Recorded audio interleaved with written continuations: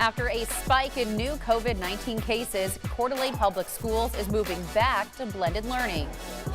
A major incoming storm brings our next chances of snow and feet of it to the mountains. No one can find out how a person's ballot was marked. After the election, many voters are wondering if their information becomes public. This morning, we verify how much of your voting history is public information and what's in place to protect you. I'm live here at the Spokane County Library at the Argonne location where they're opening their doors for the first time. I'm breaking down what you need to know. This brand new art installment went up in Peaceful Valley here at Sandifer Bridge in Peoples Park, and we actually talked to the artist about her inspiration for the piece. It's time to flock to the store and grab more food to donate. Tom's Turkey Drive is underway. Up with KREM starts right now with Jen York, Joshua Robinson, Jeremy Legoo, and Dana Marie McNichol. 6 a.m. now on our Thursday morning. Good morning. Thanks so much for being with us here on Up with KREM. Well, today the Spokane County Public Libraries reopened to the public. And this morning, Dana Marie McNichol will be joining us. There she is from the county library this morning on Argonne. She's going to be showing us how library leaders are working to keep everyone safe during the pandemic while still being able to grab a good book. Yeah, good morning, Dana Marie. We'll be checking in with her here in just a few minutes. But first, boy, we are gearing up for a lot of wet weather as we head into the weekend. Meteorologist Jeremy Legoo joining us now from the Weather Center. You were telling me a little bit earlier, I need to have my snow and rain boots ready. Yeah, you got one boot that does it all. This is the forecast for that. That's about the only thing I am 100% sure of in this forecast is that you're going to need both your snow boots and your rain boots. Temperatures are trending just slightly below normal right now, about 4 and 5 degrees below where they should be. That little shift is enough to make me think that overnight tonight we see a little bit of snow. Right now, temps are in the 20s. It's been that way the past few mornings, so that's cold enough that we would see snow. Thankfully, right now, that storm sits far, far away. Hour by hour, we get back up above freezing later on today. That would be enough to turn snow over to rain, and with a similar temperature trend tomorrow, I think that's likely what we'll see. A storm moves in, brings a little bit of snow overnight tonight. This is in the wee hours of Friday morning, but then watch what happens as we push it in motion. Snow turns over to rain. Now, some forecast models say, pump the brakes, it's going to be rain the whole time. Other forecast models say, no way, buddy, it's going to be snow the entire time. I think we get a little bit of both. I'm going to say we get a little bit of both, and we could wake up to a couple inches of snow here on the ground, but then rain later on in the day makes me say, if you got a boot that does snow and rain, tomorrow's the day for that boot, Jen. All right, I'm planning my outfit now, Jeremy. Thank you. 6:02 now. All right, middle schoolers in Coeur d'Alene Public Schools are going back to blended learning. Yeah, as of yesterday, 34 students and 28 employees have tested positive for the coronavirus. 600 students and staff are in quarantine because they've had close contact with a positive case. So starting on November 30th, half of the students will attend in-person classes Monday and Tuesday. The other half will attend Thursday and Friday. And on Wednesdays, everyone will learn remotely. The school district says they made this decision based on the staff shortages and student absences. Time now for your morning rush, your local headlines to start your morning. Spokane Planning Commissioners have approved the name change from Fort George Wright Drive to Wistox Way. The change will now move forward to City Council for a public hearing. The new name is in honor of Wistock, the wife of the former chief of the Spokane tribe.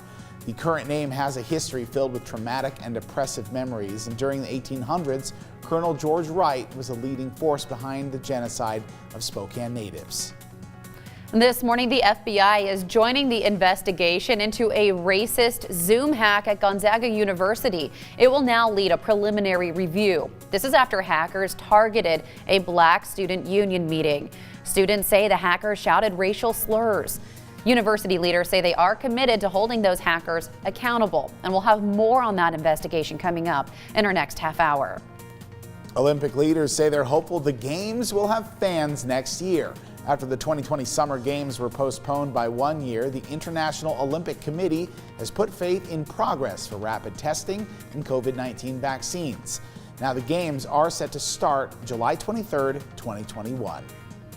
This morning, there is a measles warning for travelers at SeaTac International Airport. King County health leaders say a boy with measles traveled through the airport last Thursday, November 5th. Now, he went from the North Satellite Terminal to the airport's baggage claim.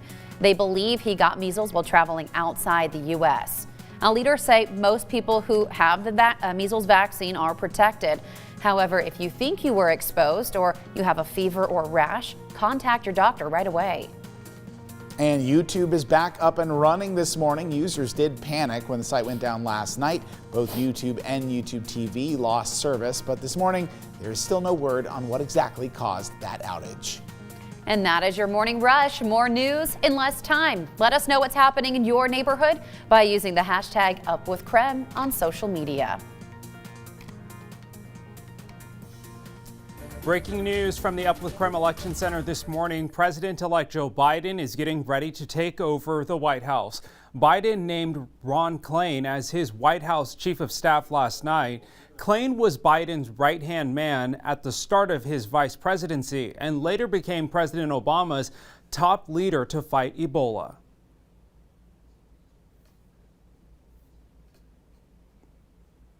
One of the key touchstones of what we did during the Ebola response in 2014, 2015 was to let science and expertise drive the response and not let politics drive the response. The president-elect is expected to announce a number of cabinet positions this month. A number of news outlets, meanwhile, are reporting Washington Governor Jay Inslee is a contender for a cabinet position in the president-elect Joe Biden's administration. The New York Times, CNN, and Politico reported Governor Inslee could be considered for Environmental Protection Agency Administrator, Secretary of the Interior, or Head of the Department of Energy. If Inslee accepts a cabinet position, newly elected Lieutenant Governor Denny Heck would become governor. Then Washington would hold a special election. However, Inslee said last week he's interested in staying here in Washington state. All right, so we are now more than a week past election night, but questions about the voting process are still pouring in. Many of you are asking how much of your voting record is public. So our voter access team looked into it. For a general election, the only thing that's public record is if you voted at all. No one can find out how your ballot is marked, not even the people working inside the elections office. However, more information is made public in presidential primaries. Here's why. In the presidential primaries, the choice of party is also made public. And that's because it's marked on the outside of the envelope. If you check your ballot status online, there's a common misconception that voter records are on the state's website, and they aren't. The people listed under the My Elected Officials tab are simply who is currently serving in public office. And this morning, we are asking you, who do you think should decide the winner, the popular vote or the Electoral College? Text us your comments at 509-448-2000 and you could see them on the air this morning. Jen? All right, Tim, I know we're getting a lot of responses to that this morning, so looking forward to what you at home have to say. We'll be getting into that a little bit later on in the show. Tim, thank you. Coming up now on 6:08, an artist in Spokane is set to unveil 2 new pieces. Yeah, coming up, we'll talk to her about her mural in Peaceful Valley. And we're talking an incoming storm. I'm going to let you know how much snow you can expect before it all turns over to rain.